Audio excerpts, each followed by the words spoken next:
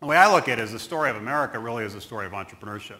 The history of the last 200 years has really been bold, pioneering people creating not just companies but whole industries. We didn't become the leading economic power by accident. It was the work of entrepreneurs. And Fortune 500 companies don't just magically become large Fortune 500 companies. They start as startups and are built over time. So that's why we are in the position we were in.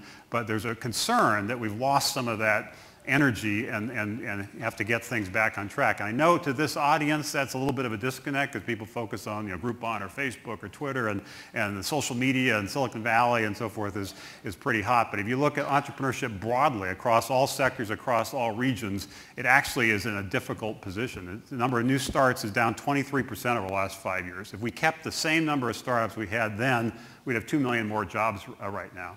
And there are a lot of different things that need to be focused on. And I'll just mention the three key areas and we can talk about it in more detail. One is winning the global battle on talent. Our immigration policy in this country is insane.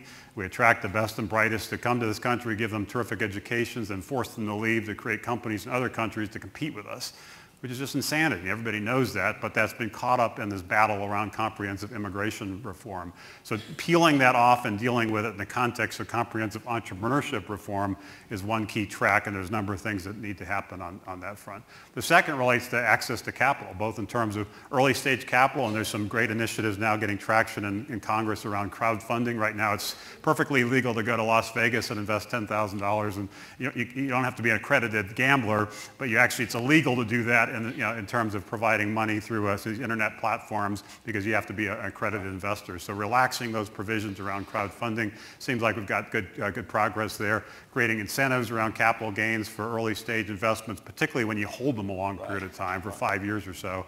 And also relaxing some of the rules around IPOs for young companies. When AOL went public 20 years ago, we were pretty common. The market cap was $70 million. We raised $15 million. At the time, most of the IPOs were relatively small. Like 80% were under $50 million in terms of the deal size. Now it's 20% are under that size. Most companies now recognize, partly because of Sarbanes-Oxley, they go public later or get sold, and that's a problem because job creation, 90% of it happens after companies go public. So getting companies public more quickly is critical.